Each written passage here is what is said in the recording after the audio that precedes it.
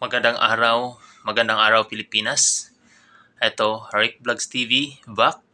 And ngayon, gagawa po tayo ng reaction video patungkol po kay Pastor Kibuloy sa kanyang official statement.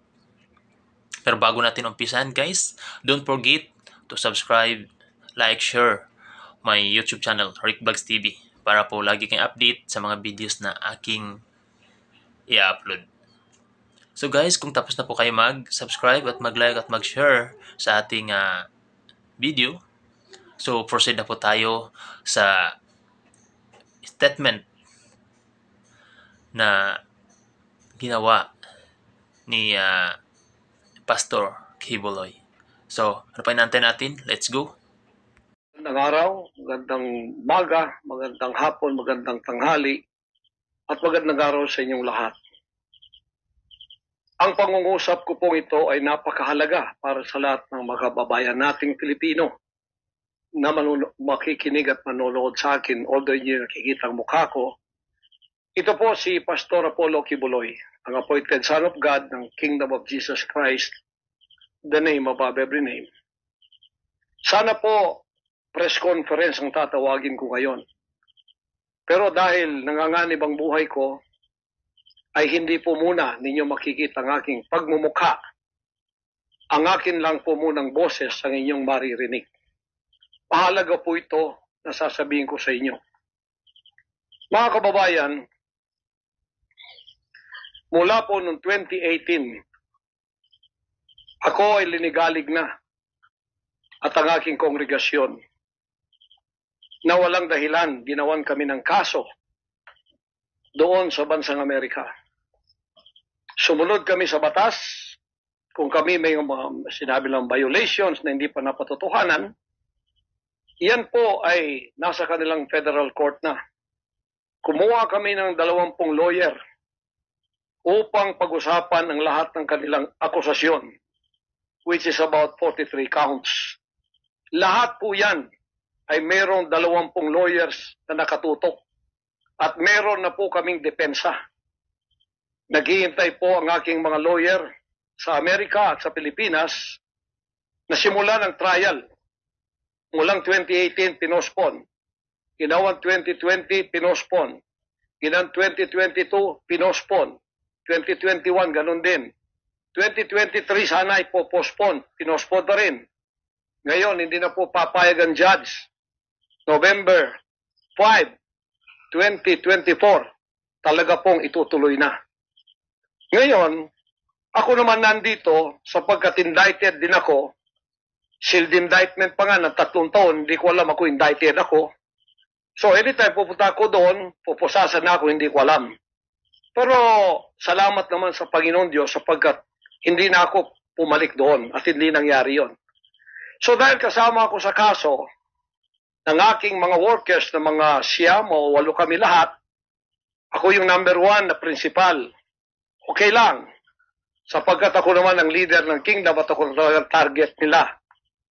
Sa anong paraan ginawa kami ng kasong hindi namin alam at mga kumuha sila ng witness, handa na po kaming lahat ng aming depensa, lahat ng aming documents, ng aking mga lawyers, US-based lawyers, handang-handa na po kami. Pinopospon nila palagi, pero ngayon hindi na. Ngayon, ako dito sa Pilipinas, dahil nandito na ako nung dumating yung mga kasong yan, hindi ako lumaya sa Amerika, kundi dumating ako dito, wala pang kaso.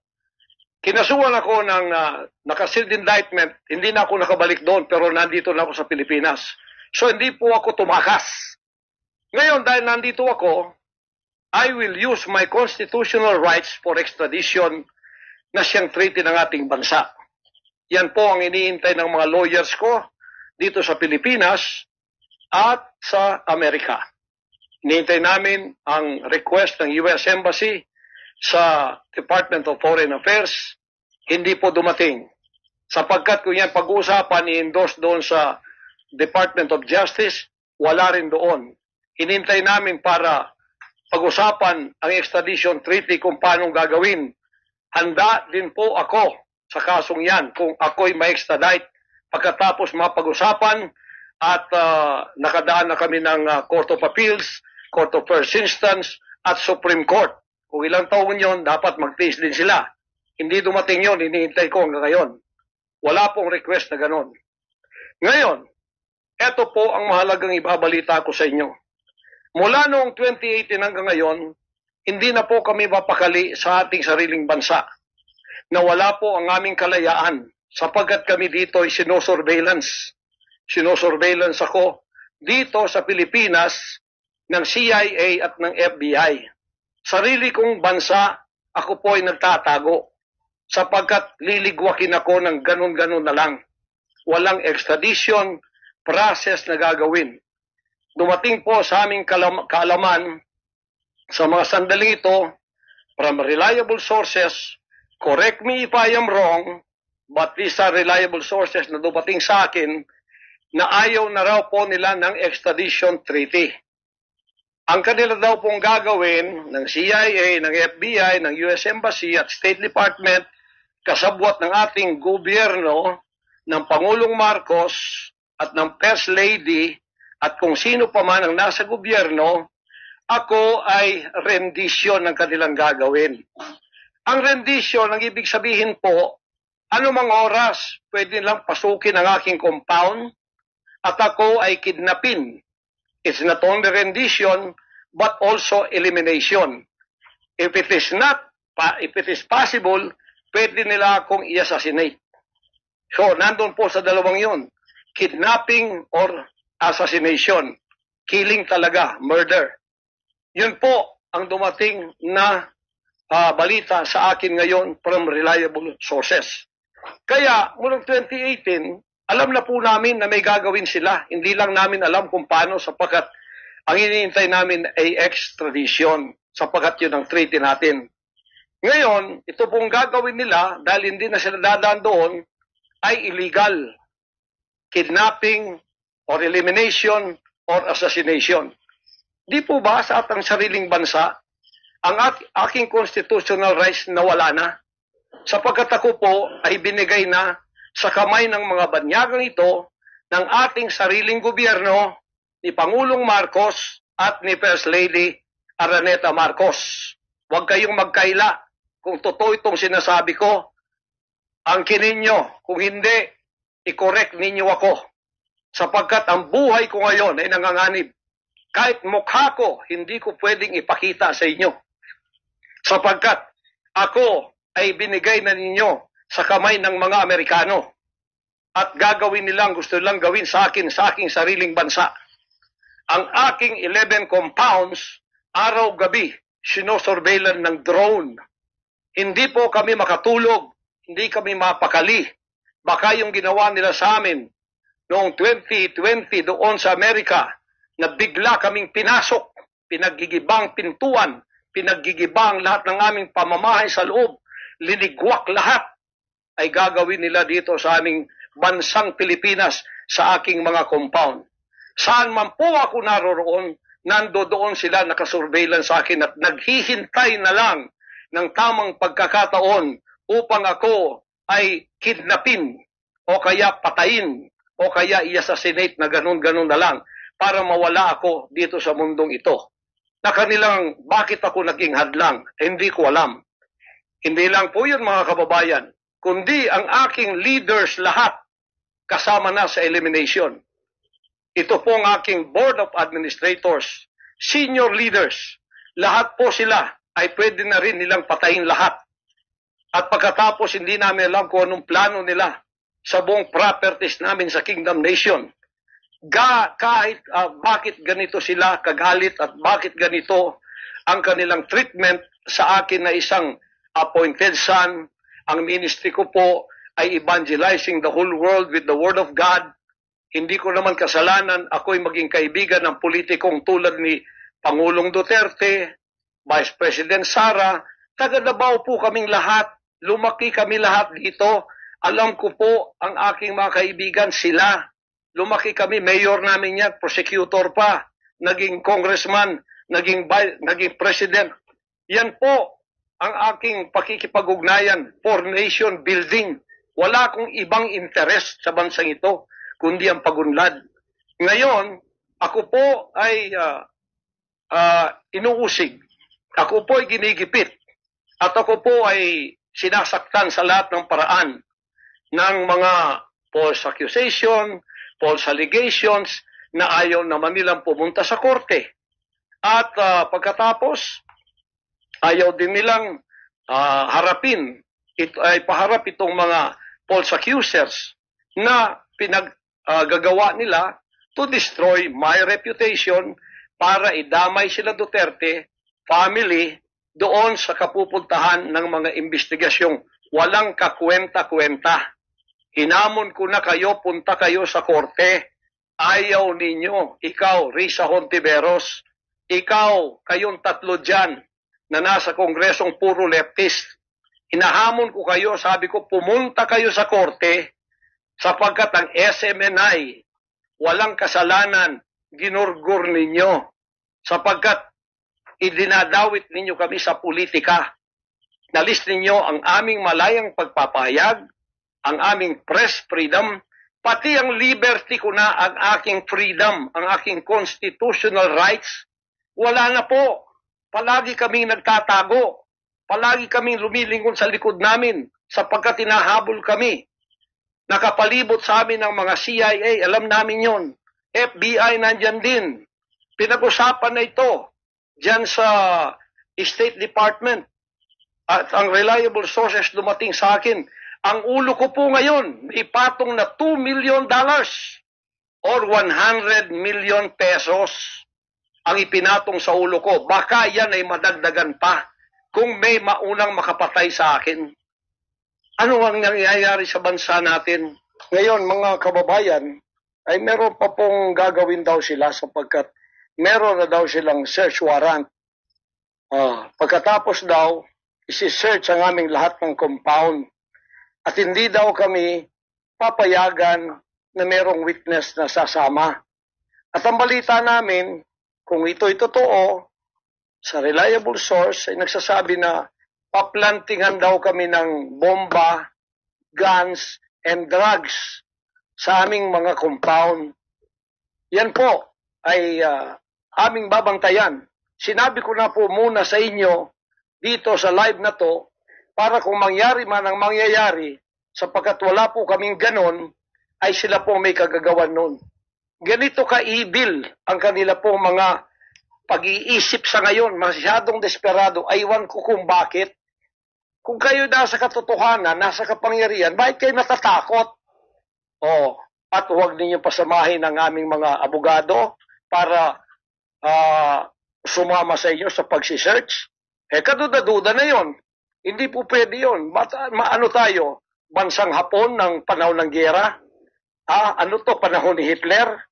Na wala kaming pwedeng lawyer na sumama sa inyo? Kayo-kayo lang?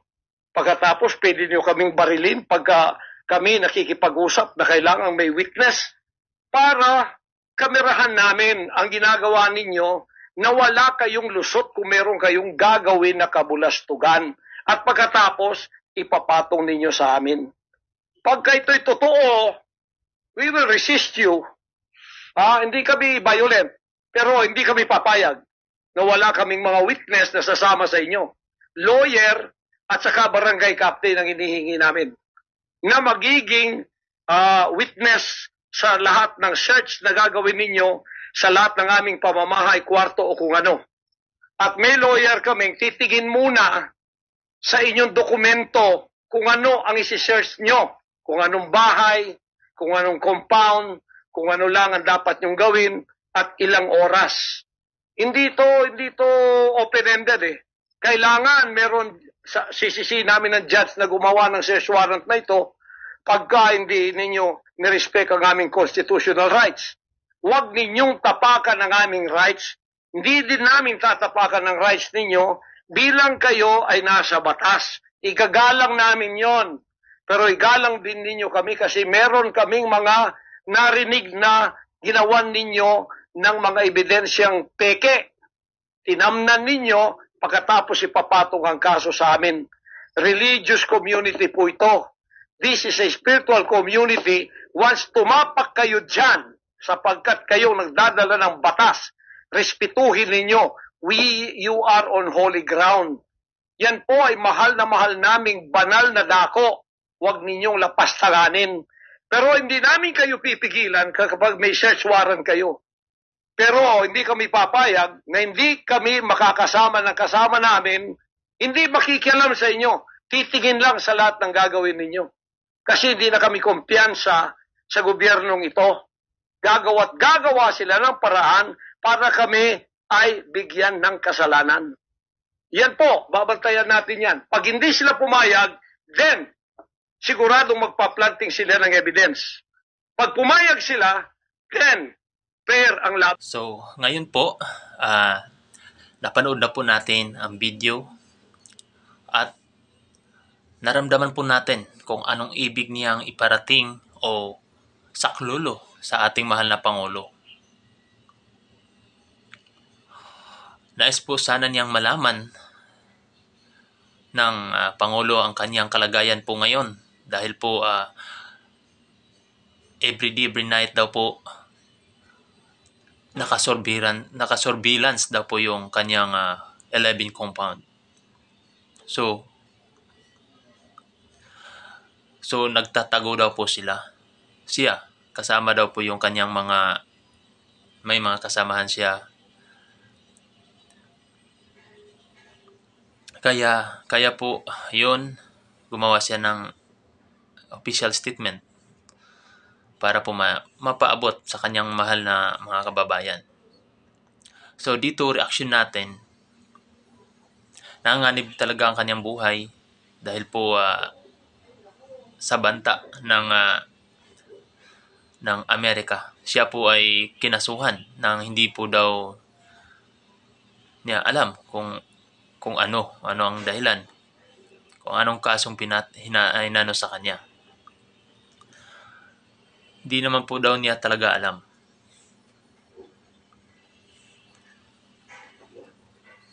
Tapos ngayon gusto po niya ng magiging free sana na hindi na po siya nagtatago. Meron naman daw siya abogado, ngunit ang kanilang kaso ay lagi daw po nadidelay. So yun po yung nais niya sana iparating at itama doon sa mahal natin na Pangulo.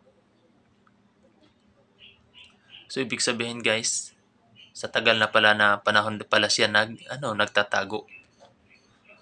Dahil po para bang hinahunting na po siya ng ICC na nagmula po sa Amerika. So yun po guys ang reaction natin. Hope na i-share niyo po ang video para po sa ganun mapaabot po at